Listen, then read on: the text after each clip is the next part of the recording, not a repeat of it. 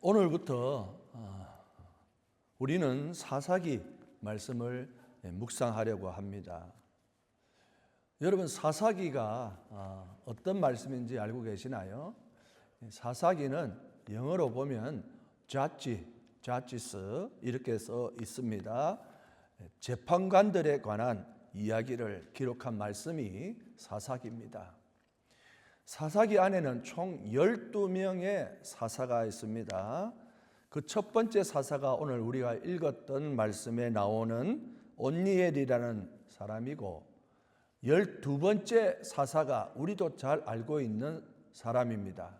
누굴까요? 삼손입니다. 삼손이 12번째 사사로서 총 12명의 사사가 기록되어 있는 곳이 바로 사사기서라는 말씀입니다. 사사시대는 총 360년 정도 이렇게 되고 있고, 초대 왕이었던 사울 왕이 1020년에 왕이 되거든요. 그러니까 사울 왕이 초대 왕이 되기 전까지 이스라엘의 시대가 바로 이 재판관들이 다스리는 사사의 시대였다라고 하는 것을 알 수가 있고, 우리가 그 12명의 사사들이 살았던 시대, 또 그 사건을 기록한 이 사사기서를 함께 묵상해 갈 겁니다. 그런데 여러분, 12명의 사사가 있던 이 사사 시대를 여러분이 맞이하면서 여러분은 어떤 생각이 드십니까? 아무 생각이 안 드시나요? 제가 성경을 읽다가 여호수아가 끝나고 사사시대가 되었을 때 제일 먼저 드는 생각이 있었습니다. 왜 여호수아 같은 지도자가 없지 하는 생각이었어요. 그렇잖아요. 모세가 있었죠? 모세의 다음 후계자가 누구였어요? 여호수아였잖아요. 그러면 다음에 여호수아 같은 지도자를 뽑아야 되는데 뽑지 않고 바로 사사시대로 넘어갔다. 왜 그럴까라는 궁금증을 저는 가지게 되었습니다. 그런데 우리가 이 사사시대를 통해서 참으로 심요막측한 그런 놀라운 하나님의 뜻이 담겨져 있다는 것을 깨닫게 됩니다. 왜냐니까 우리가 여호수아서를 묵상하면서 여호수아가 가나안 땅을 정복했다 그랬죠? 그러면서 가나안 땅을 딱 들어가서 이 아름다운 땅, 이 젖과 꿀이 흐르는 가나안 땅을 영원히 살려면 딱 두 가지를 지켜야 된다고 여호수아가 말했잖아요. 그 두 가지가 뭔지 기억하세요? 제가 그때 말씀드렸는데 이거 단디 기억해야 됩니다. 첫 번째가 절대 우상숭배하지 마라. 기억나시죠? 절대 우상숭배하면 안 된다. 또 하나가 무엇입니까? 하나님이 주신 계명과 율법을 철저하게 지켜야 된다. 그래야 이 아름다운 가나안 땅에서 너희가 영원히 살 수 있다라는 말을 했습니다. 자, 이제 하나님이 주신 땅에서 하나님의 백성들이 살게 되었습니다. 법도 주었습니다. 이제 남은 것이 뭘까요?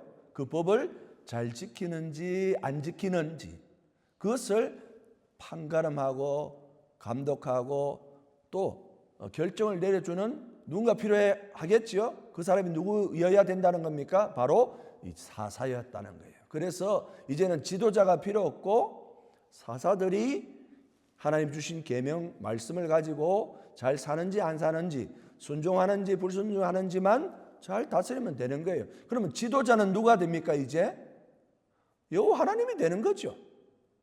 이제 그 땅에서 백성이 법을 주었으니 이제 하나님이 주인 되시고 백성들이 잘 따르는 그 곳이 가나안 땅이 된 것입니다. 그래서 사사 시대에 이 사사들이 하나님의 백성들을 잘 법으로 다스리게 된 것이 사사 시대라는 겁니다. 그러니까 지도자 더 이상 필요 없겠지요. 그래서 첫 번째 사사가 누구라는 겁니까? 오늘 우리가 읽었던 온니엘이다라고 하는 것이에요.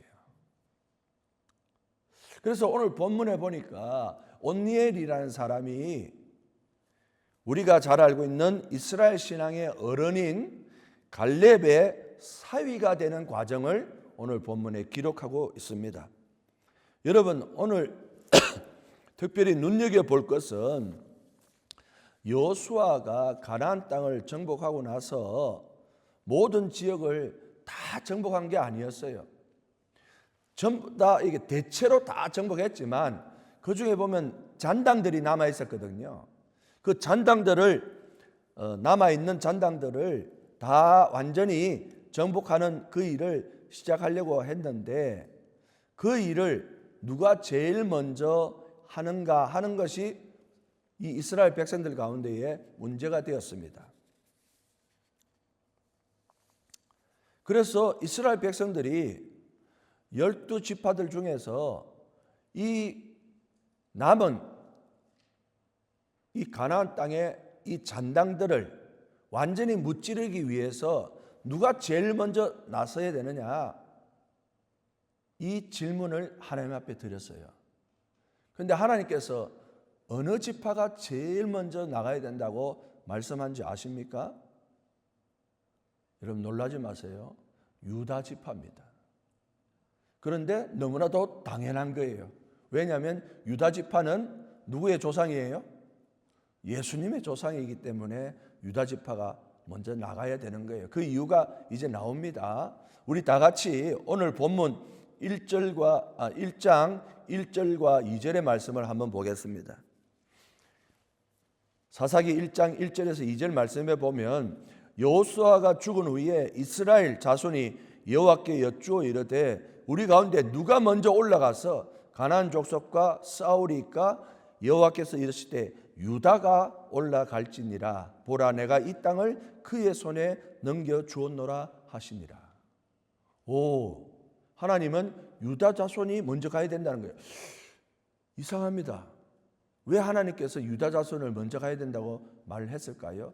여러분, 제일 먼저 가는 것은 의미가 있어요. 무슨 말이냐면 제일 좋은 곳, 제일 자기가 원하는 곳을 자기가 정복해 갈 거 아니에요. 그러니까 다른 사람이 차지하면 안 돼요.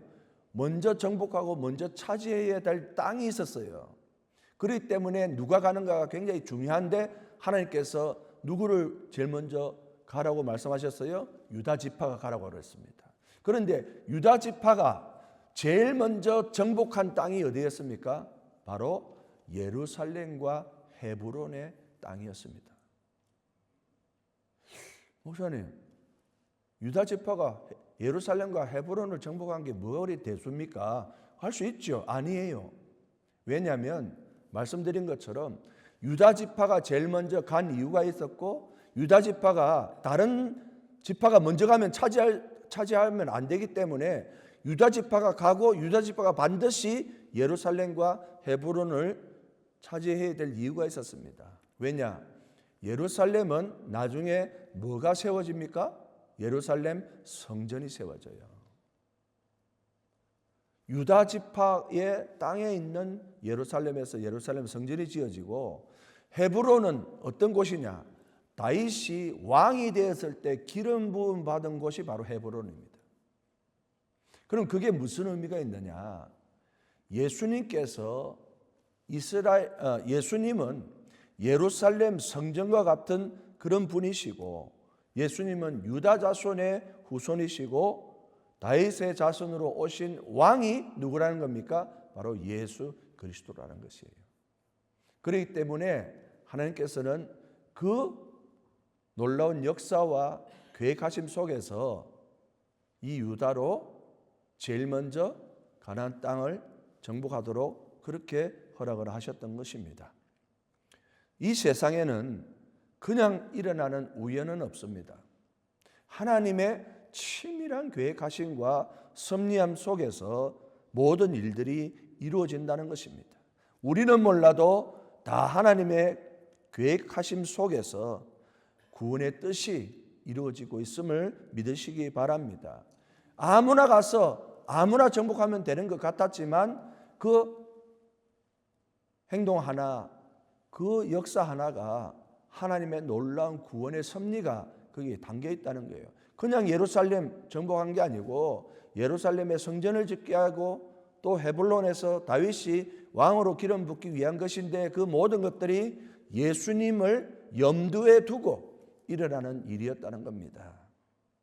그 말은 여러분, 우리 한 사람 한 사람이 하나님에게는 얼마나 소중한 존재인지 모른다는 겁니다. 우리가 볼 때는 아무것도 아닌 존재인 것 같고 그 일이 아무 일도 아닌 것 같지만 하나님께서는 우리를 통하여서 하나님의 나라의 회복을 위하여 우리를 사용하는 줄 믿으시기를 바랍니다. 그냥 여러분이 여기에 있고 그냥 여러분이 사람을 만나고 그냥 여러분이 존재한 것이 아니라는 것이에요. 하나님은 틀림없이 여러분을 인도하시고 여러분에게 누구를 만나고 무엇을 하라고 한 것은 하나님의 놀라운 구원 계획 속에 있기 때문에 만나고 여러분의 일과 모든 일들이 주어지게 된다는 것입니다. 이 말씀을 통해서 오늘 이스라엘 중에서 유다 지파가 제일 먼저 간 이 사건은 우리가 눈여겨봐야 될 필요가 있습니다. 왜냐? 이 사건 때문에 오늘 이 온니엘이라는 인물이 나오게 되기 때문에 그랬어요. 자, 유다 지파가 예루살렘과 헤브론을 차지하고 정복했다고 그랬지요. 근데 이 유다 지파가 예루살렘과 헤브론을 정복하러 갈 때 제일 앞장섰던 사람이 있습니다. 그 사람이 누구냐? 바로 갈렙이라고 하는 사람이에요. 유다 자손 갈렙이 이 일을 앞장섰어요. 그러니까 예루살렘과 헤브론을 다 차지했죠. 그런데 갑자기 갈렙이 이상한 제안을 합니다. 여러분, 갈렙이 예루살렘도 헤브론도 정복했으면 다른 곳을 정복하지 못하겠습니까? 충분히 정복할 수 있겠죠. 그런데 갈렙이 갑자기 드빌이라고 하는 곳을 가리키면서 야, 누군가 저 드빌이라는 곳을 점령하면 내 딸 악사를 내가 주겠다라고 제안을 하고 그런 거예요. 그러니까 그 얘기를 듣고 이 온니엘이라고 하는 청년이 그 땅을 정복하게 됩니다. 그 땅을 정복하는 게 쉬운 일이 아니에요. 여전히 어려운 일이었지만 어쨌든 온니엘이 그 땅을 차지해서 이 갈멜의 사위가 되는 그런 일이 일어나게 되었습니다. 그래서 자기 딸인 악사를 이 온니엘에게 줬어. 온니엘이 갈렙의 사위가 되었죠. 그런데 이 딸이 온니엘하고 결혼하면서 자기 아버지한테 나한테 새로운 땅과 함께 샘물을 달라고 요구했습니다. 당시의 샘물은 생명줄과 같은 것이죠. 땅만 있으면 뭐 하겠습니까? 물이 있어야 되는데. 그래서 갈렙은 자기 딸에게 모든 샘물, 윗샘물, 아랫샘물 다 주었다. 그래서 이들이 결혼을 하여서 가정을 이루게 되었다라고 하는 이야기가 오늘 우리가 읽은 본문입니다.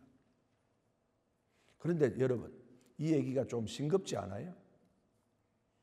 좀 싱겁잖아요. 남 결혼한 얘기 뭐 때문에 썼을까요? 예? 그렇잖아요.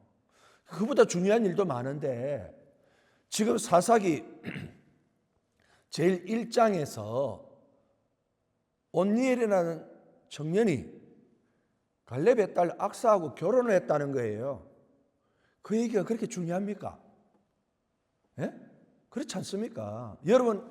여러분이 남의 집 아들이 남의 집 딸하고 결혼했다는데 뭐 그게 궁금하세요? 나는 하나도 안 궁금해요. 내 아들만 궁금하지 뭐 남의 아들만 궁금합니까? 우리 큰아들 결혼했습니다. 그랬는데 왜 이 말씀이 여기에 나오느냐라고 하는 거예요. 하나님의 말씀에 중요하지 않는 말씀이 있을까요? 아니에요. 모든 것이 중요한 말씀이에요. 의미 없는 말 있습니까? 아니요. 다 의미가 있습니다. 그랬는데 지금 보세요. 가나안 땅 다 정복했는데 마지막 남은 잔당들 완전히 몰아내고 그 땅을 자기가 차지하려고 하는 그 과정에 유다가 예루살렘, 헤브론 다 차지했습니다.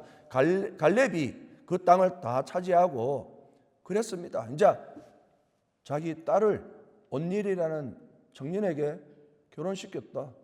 그리고 출가시켰다. 그 얘기예요. 그런데 이 얘기가 왜 나왔는가를 생각해 봐야 된다는 것입니다. 그것이 저와 여러분에게 무슨 의미가 있느냐는 거예요.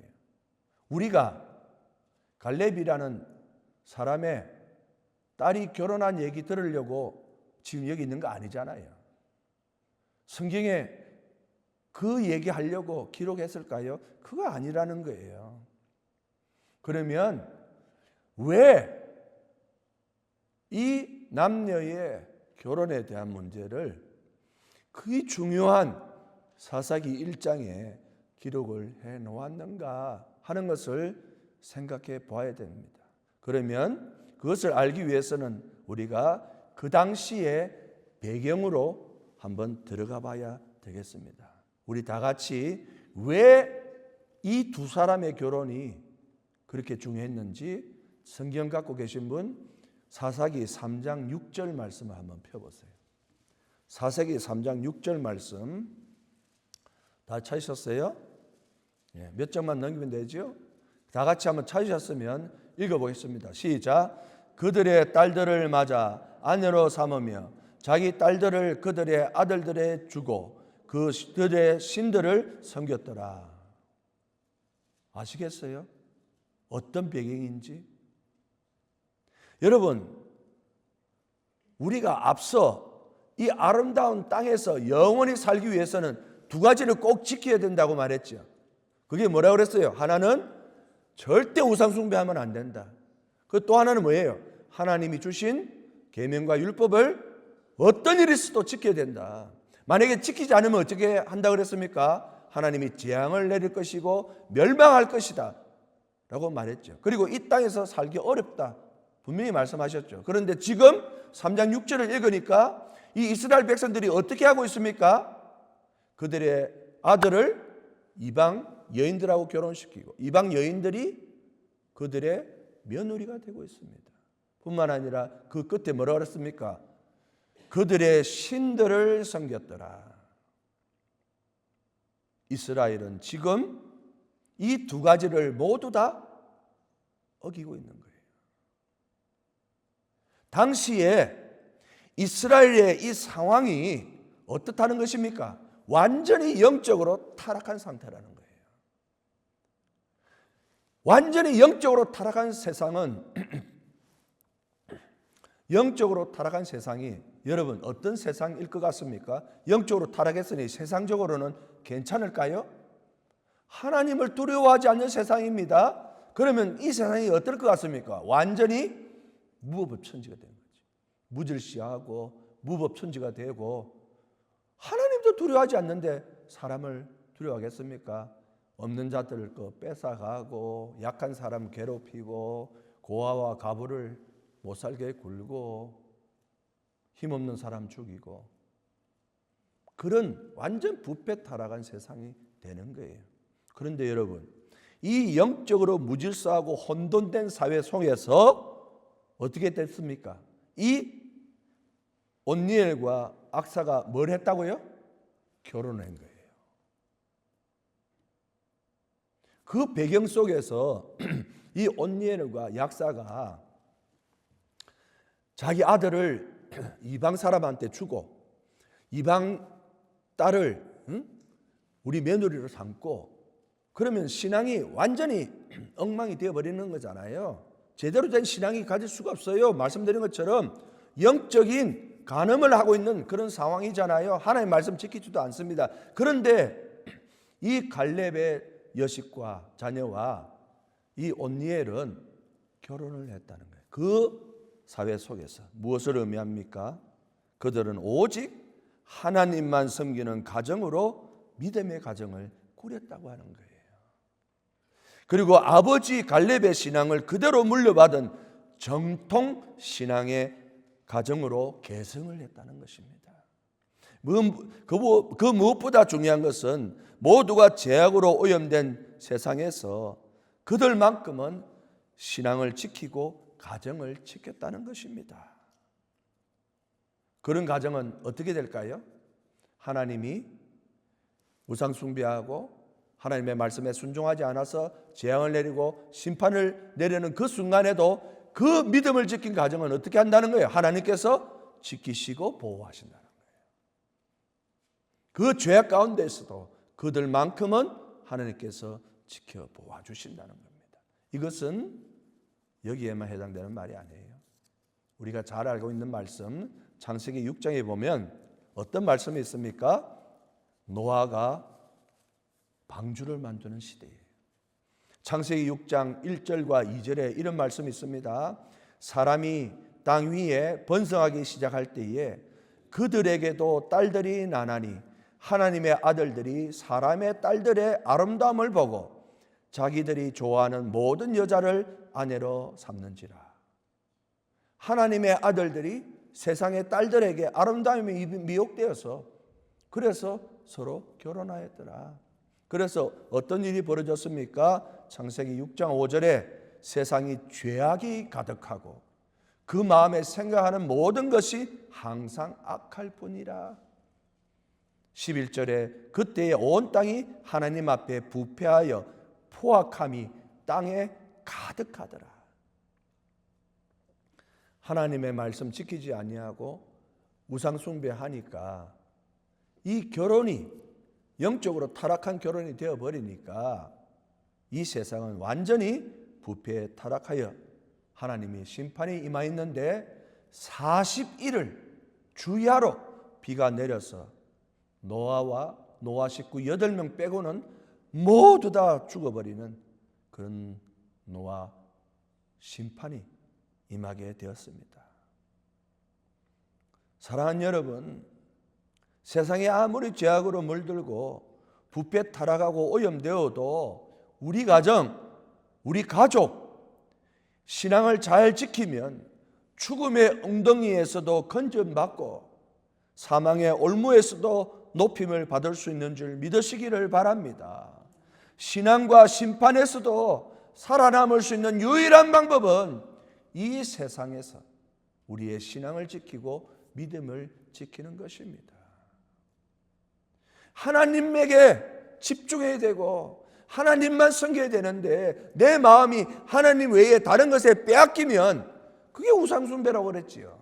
그게 뭐가 되었든 그리고 하나님 말씀에 순종하지 아니하면 무서운 심판이 임하게 된다는 것입니다. 그러니까 무슨 일이 있어도 내가 부족하지만 그래도 남들이 보면 아이고 이 미련한 사람아 뭐 그런 것까지 다 지켜 라고 말할지 모르지만 그래도 내가 그 말씀 지키면 하나님께서 모든 심판 가운데서 재앙 가운데에서 실패하고 넘어진다 할지라도 우리 하나님은 우리를 지켜 보호하여 주시는 줄 믿으시기를 바랍니다. 그러므로 이 악사와 온니엘의 결혼식은 평범한 남의 집 자녀의 결혼식이 아니라는 거예요. 이 온니엘과 악사의 결혼은 하나님에 의한 믿음의 결혼식이고 하나님을 위한 신앙의 결혼식이고 믿음의 가정을 꾸리고 거룩한 믿음의 계보를 이어가는 생명의 보금자리의 만남이라는 것을 우리가 기억할 수 있기를 바랍니다. 갈렙이 샘물을 준 게 아니에요. 갈렙은 샘물을 준 게 아니라 갈렙은 자신이 믿고 있는 그 언약의 하나님을 이 온니엘과 악사에게 물려주었다는 사실을 꼭 기억하시기를 바랍니다. 여러분이 무엇을 물려주려고 생각하시는지를 기억하세요. 여러분이 가진 돈을 물려줄 건지 여러분이 믿는 하나님을 물려줄 것인지 이 시대에 무엇을 물려줄 것인지를 잘 생각해야 여러분의 자녀, 여러분의 후손들이 이 죄악 가운데에서도 하나님의 보호하심 속에서 살아남아 인도함을 받게 되는 줄로 믿으시기를 바랍니다. 자자손손 믿음의 대가 끊어지지 아니하고 하나님의 구원의 손길이 함께하고 오직 나와 내 집은 여호와만 섬기겠다 하는 그 결단과 결심이 자자손손 이어질 수 있는 축복의 가정들이 될 수 있기를 주의 이름으로 다시 한번 축원드립니다. 둘째로 우리가 이 두 사람의 결혼을 통해서 발견할 수 있는 것은 하나님께서는 준비된 자를 사용하시고 역사하신다는 겁니다. 앞서 말한 것처럼 이스라엘은 완전히 패닉 상태였습니다. 영적으로 타락하니까 그들의 일상생활은 말할 필요가 없겠죠. 완전히 무법이고 무질서하고 문란하기 짝이 없었습니다. 그러자 하나님께서 그런 이스라엘을 가만두실 일이 없었죠. 하나님은 저 북동쪽에 있는 메소포타미아라고 하는 나라를 들어서 이스라엘을 치기 시작했습니다. 그래서 메소포타미아 왕 구산 리사다임이라는 사람이 이 이스라엘을 점령해서 8년간 그 나라를 다스리게 된 겁니다. 식민지가 되고 노예가 된 것이죠. 여러분 잘 생각해 보세요. 하나님을 무서워하지 않는 그 시대에 영적으로 타락하고 아주 부패 타락한 그런 시대에 자유가 방종이 된 시대입니다. 자기 하고 싶은 대로 사는 시대가 그 시대예요. 그런데 지금 어떻게 됐습니까? 메소포타미아가 와서 이 땅을 8년 동안 다스린다는 거예요. 노예가 됐다는 겁니다. 그럼 하루아침에 그들에게 있던 자유가 어찌 됐습니까? 방종은커녕 자유를 누릴 수 없는 시대가 된 거죠. 자기 마음대로 살고 싶었는데 살기는커녕 오히려 억압받고 살아가고 있는 거죠. 그럴 때 그들이 깨달은 거예요. 그제서야 알게 된 겁니다. 아, 우리가 하나님 앞에 죄를 지었구나. 하나님이 그때 그렇게 말씀하셨는데 우리가 죄를 지었구나. 이제 자유가 방종일 때는 몰랐는데 자유를 빼앗기고 자기들이 노예처럼 살다 보니까 그때 깨달은 거예요. 아하, 하나님 앞에 우리가 죄를 지었구나. 우상 숭배하면 안 되고 하나님의 말씀을 우리가 들었어야 되는데, 그래서 하나님 앞에 부르짖기 시작했습니다. 살려주십시오. 도저히 못 살겠습니다. 우리가 잘못했습니다. 우리가 하나님 앞에 그렇게 살아서는 안 되는데 우리에게 좋은 것을 주셨는데 우리가 그것을 잃어버렸습니다 하고 회개하자 그때서야 하나님께서 어떻게 하셨습니까? 긍휼히 여기시고 그들을 구원할 구원자를 보내주셨어요. 그런데 그 사람이 누구라는 겁니까? 바로 온니엘이라는 거예요. 그럼 왜 온니엘을 보냈습니까? 온니엘이라는 이 사람은 그 시대의 세속에 물들지 않은 사람이었기 때문에,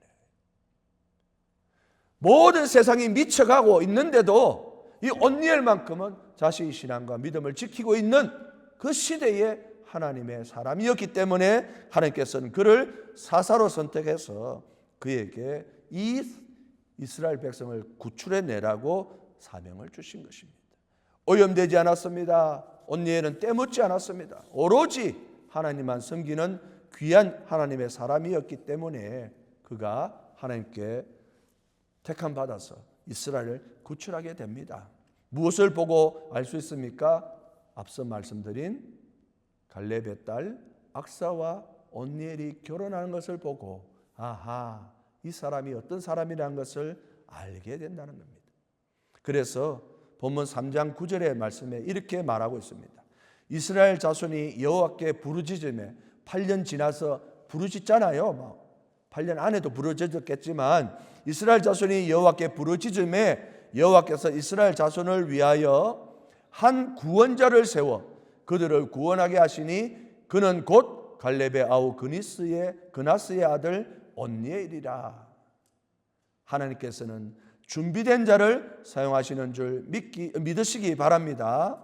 능력이 특출하고 힘이 좋고 가진 게 많다고 하나님이 온니엘을 사사로 세운 게 아니고 오직 이 세상에 물들지 아니하고 오직 순전한 신앙, 그 믿음을 가지고 하나님만을 섬겼기 때문에 하나님께서 그를 들어 사용하신 줄 믿습니다. 그리고 놀라운 사실은 온니엘이 다스리는 40년 동안에는 단 한 번도 이스라엘이 다른 나라의 침략을 받은 적이 없었습니다. 사랑하는 여러분, 하나님께서 들어서시는 사람, 하나님께서 준비된 사람은요, 때 묻으면 안 돼. 오염되면 안 돼요. 세속에 물들면 안 돼요. 세상과 적당히 타협하는 사람 하나님 쓰지 않아요. 하나님 쓰지 않는다는 말은 무슨 말이에요? 그 사람이 속한 공동체도 문제가 있다는 거예요. 그런데 그 사람이 때묻지 않고 세속에 타협하지 않고 물들지 아니하고 순전하고 순수한 마음 그대로 가지고 있을 때 하나님은 그 사람을 통하여 자신이 속한 공동체를 오히려 구원해내는 놀라운 은혜를 허락하는 겁니다. 내가 잘 믿으면 어떻게 된다는 거예요? 내 가정을 구원해낼 수 있고 내 가족을 구출해낼 수 있고 우리 교회가 하나님 앞에서 크게 쓰임받을 수 있게 되는 줄 믿으시기를 바랍니다. 그 말은 우리 한 사람 한 사람이 얼마나 중요한가 하는 것을 말씀하고 있지 않겠습니까? 하나님께서는 지금 일할 사람을 찾고 계십니다. 이 시대가 지금 얼마나 죄악으로 물들어가는지 여러분, 저도 뭐 짧다면 짧고 길다면 긴 세월을 보냈지만 제가 어렸을 때의 세상과 지금 세상은요 하늘과 땅 차이인 것 같아요. 옛날에는 누가 죽었다라는 얘기만 들어도 심장이 벌렁벌렁거리고 어떻게 그런 일이 있느냐 하면서 막 서로 안타까워하는데 요즘 사람 죽어도 눈 하나 깜짝 안 하는 세상이 됐잖아요. 사람을 한둘이를 죽이는 게 아니에요. 그런 세상이 되었는데 여러분, 이 세상을 하나님이 구원하고 구출하기 위해서 누구를 사용하겠느냐 말입니다. 하나님께서는 준비된 자, 하나님의 말씀에 순종하는 사람, 그 사람을 하나님이 사용하시는 줄 믿으시기를 바랍니다. 오늘 여러분이 이 시대에 저와 여러분이 온니엘과 같은 사사가 되기를 간절히 축원합니다. 우리가 온니엘이 되지 않으면 우리 교회 망할 수 있어요. 우리가 온니엘같이 순수하고 순전한 믿음을 갖고 있지 않으면 우리 가정, 우리 가족들 다 망할 수 있습니다. 그렇잖아요. 오늘 말씀이 그 말씀을 하고 있는 거예요. 이 시대에 누가 온니엘인가? 그래서 제일 첫 번째 온니엘을 사사로 선택하여 8년 동안 노예로 사는 이스라엘을 구원하였다 하는 말씀을 꼭 기억할 수 있기를 바랍니다.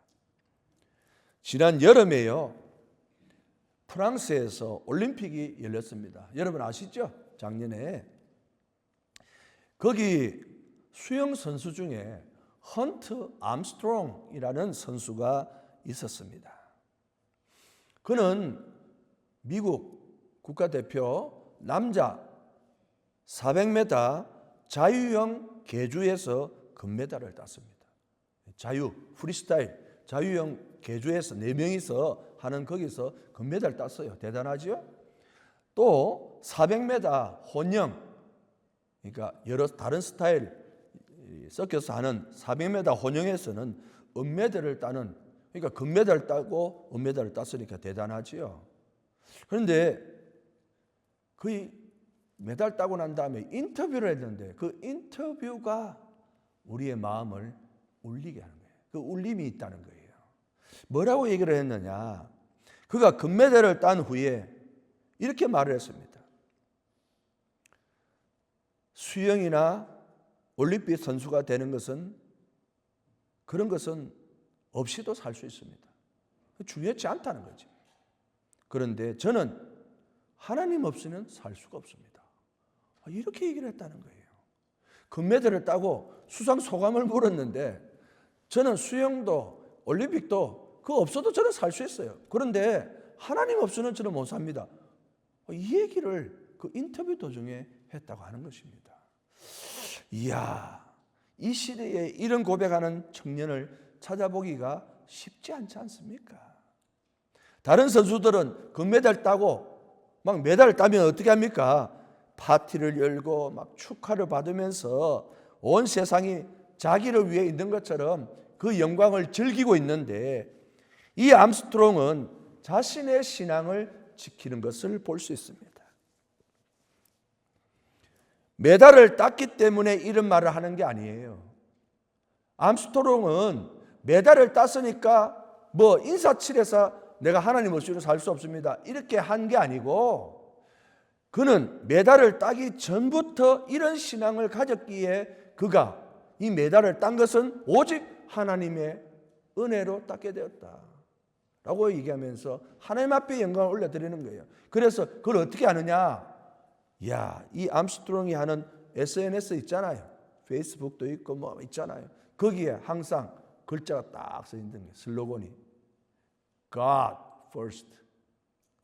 너무 멋있어. God first. 하나님 먼저다.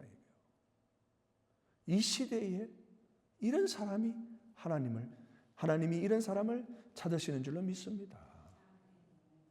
예? 완전히 타락해가는 세상 속에서 하나님이 누구를 찾겠느냐 말이에요. 누가 우리를 구원할 것인가? 누가 우리 가정을, 누가 우리 자녀를, 누가 우리 부모를, 형제를 구원하고 구출해낼 것인가? 하나님께서는 준비된 자를 사용하는 줄 믿습니다. 그런데 그 준비된 자가 어떤 자입니까? 세상에 물들지 않는 자예요. 세상 사람들 같이 살지 않는 사람이에요. 오직 하나님 중심, 말씀 중심, 교회 중심의 신앙의 원리를 가지고 살아가는 그 사람을 하나님께서 사용하시는데 바로 이 헌터 암스트롱이 그와 같은 사람이었다고 저는 확신합니다. 사랑하는 성도 여러분, 우리 모두가 이 시대에 이 신앙의 인물 온니엘과 같은 사사가 되기를 다시 한번 간절히 축원드리고, 이 온니엘 같은 사사가 우리가 되므로 우리 모두가 하나님의 주시는 구원의 축복을 받아 누리기를 주의 이름으로 간절히 축원드립니다. 아멘. 기도하겠습니다. 아버지 하나님, 참으로 감사를 드립니다. 오늘 우리에게 주신 말씀 마음에 잘 새기게 하여 주옵시고, 이 시대에 우리가 온니엘이 되게 하여 주옵소서.